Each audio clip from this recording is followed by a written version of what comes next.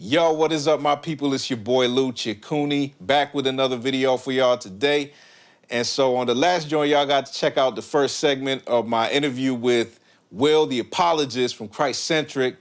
And on this one, we continue with our conversation and we get into a little bit more about how, you know, the group expanded from just the original guys to actually being Christcentric Records and a lot of cool other stuff, man. So go ahead, check it out. It's coming in right after this. Stay tuned and let's get it. Now, when did it become like, okay, you're like, I guess by default all this happened. I was gonna ask, when did it become like, okay, you're like the producer for Christcentric, and then how did you guys go about like bringing other people in, right? Okay. Because there was a time where it was like, okay, Christcentric there was the trio, Yeah, right? yeah. But then it's like it expanded. So just talk a little bit about the expansion and how that occurred. So man, I would say when we started, it was supposed to be three of us. I was supposed to be the producer, Evangel and Q Dog, just the writers and stuff.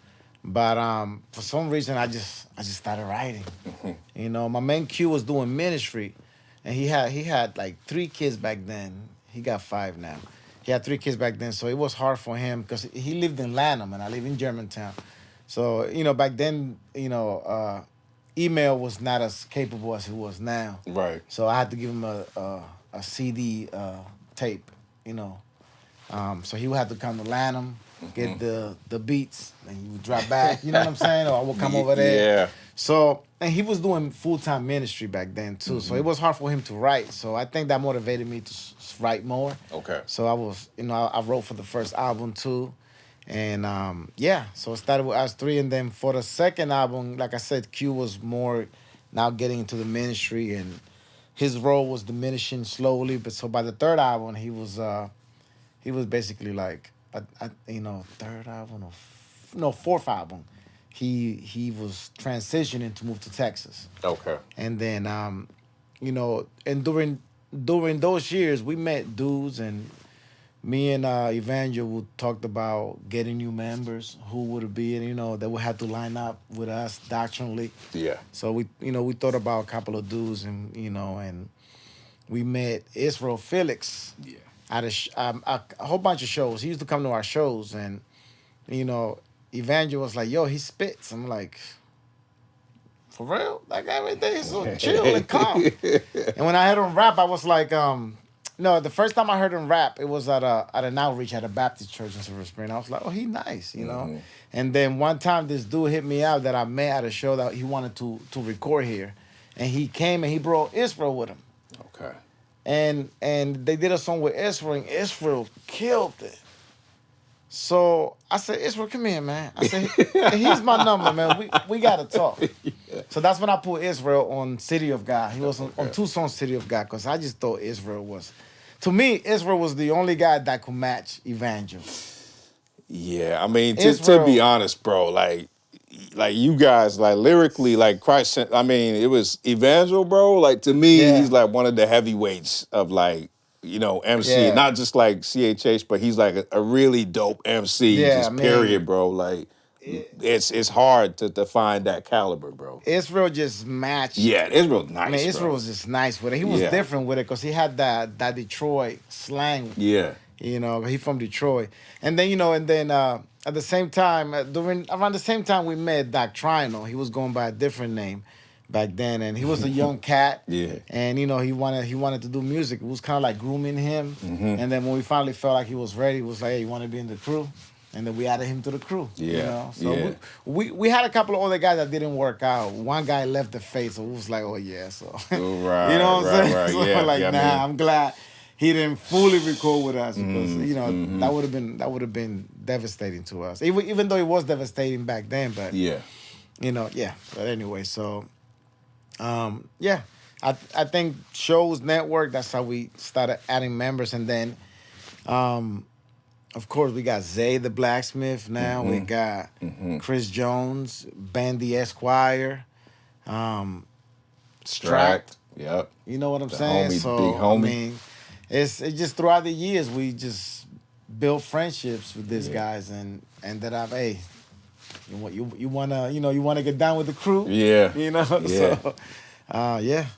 So Man. that's how it happened, man. That's excellent, man. So is there, I mean, what's the how do you see as far as like the current state of, hip hop and everything, and then CHH and Christcentric Records, right? Like, where do you guys see yourself as in within the game? How would you describe, the genre, necessarily, or kind of the typical kind of content that comes out of the label? How would you describe it, and where do you see it fitting in to the scene right now? I mean, to be honest with you, man, we have like some loyal supporters, man, and I'm thankful for that.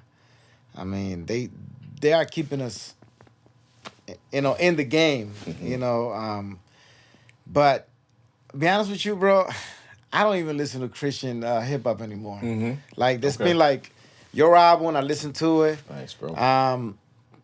It's been like maybe like a couple of other guys. I can't remember their names, but it's not like it was before, where like every Christian artist that would come out would go ahead and buy it because that was glorifying Christ, and that's what I wanted to hear. I wanted to hear, like, of course, like, we have freedom to talk about other things from a biblical worldview, right? Right. But it's just like I'm such a purist when it comes to like hip hop. Like I just like boom bap, man.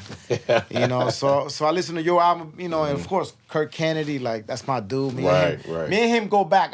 That's where I met Kirk Kennedy at that studio in '92. Wow. Okay. Let me tell you, you go. Yeah. I don't think nobody ever heard this story. and Kirk, I want you to play this for him. If he wants to edit it, we can edit it out. But I wasn't there that day, so my man came. My man told me, I had this dude over here named Intrigue.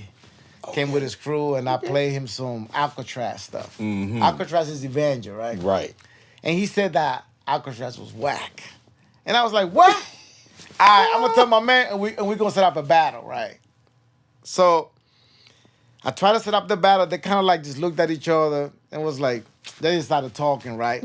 And I was like, you know what? I got something for y'all. So, I had a lot of connection up in Howard University. So I signed them up to do a battle around Howard homecoming. It was '92. It was before Wu-Tang. Right before Wu-Tang, right? So I signed them up, right? We rode to Howard, right? I forgot the name of the spot that we were at. I mean, come on, not '92. I don't remember what happened last week. Right. So they battle Kirk off the top of the head, a beast. Yeah. Of course, he's nice with the pain game too. Right. And Evangel, Evangel is better as he's a dope freestyler. He's dope, but he's better at writing. They battle them dudes. They destroyed them dudes so bad, them dudes wanted to fight them. But see, back then I had my goons down there. Okay. So I told my goons, hey, I didn't deep. tell Kirk and Evangel that them dudes wanted to fight. I was like, go check them dudes real quick. Yeah. And they did, because they never. It was so bad, them dudes was mad, bro. Hey, yo. They were mad. Hey, yo, y'all was tearing it up. They embarrassed them dudes. Dang. Okay. So, Kirk was going in like that. Yeah, and then we just became cool, Yeah. So, and then I would run into Kirk here and there. And then I saw him at church one time, and I was like, after I got saved, I was like, what you doing in here? You saved too? Like, yeah. I was like, me too. Man, the Lord was just scooping up people, man. That's what's up, man. Yeah, and there was one time, too, I think it was in '94.